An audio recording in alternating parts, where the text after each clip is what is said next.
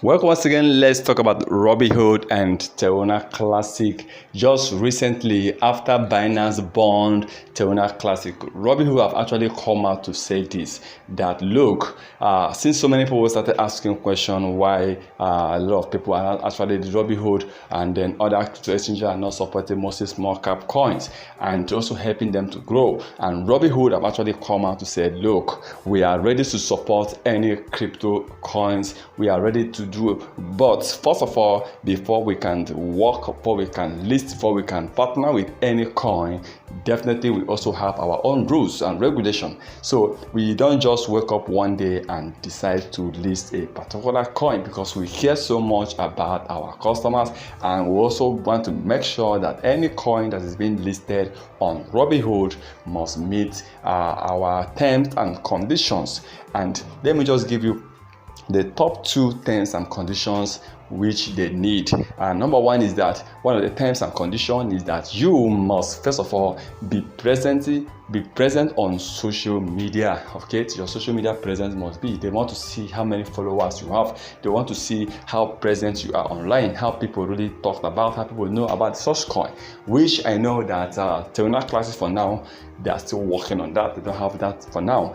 And of course, number two, Coinbase still believe that for them to decide to partner, you must first of all be listed on there's some exchanges that are looking for you to be listed, and also there's a market cap they are looking towards you getting, especially when you don't have any history of any fraud or any something happening with the coin. For the area of Terra Classic, the history of getting crashed is one thing that's affecting this coin. So some exchanges like Robinhood is scared, knowing that this coin is trying to recover, and they don't know, listening to this coin, will it definitely recover, or are we listening to help it recover, or are we sure that Terra Classic will recover? So I believe this must be what they're actually thinking right now. And I say, for me, well, every exchange have or know what they want.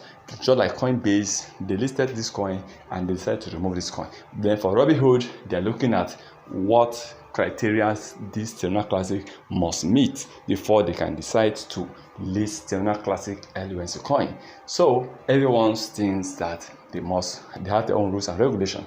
So I think that they are not saying they are not going to list LUNC, or they cannot, but LUNC needs certain things to meet up. If LUNC can really meet up with some of the things they listed, I believe yes, of course, they can decide to work to partner to list Luna.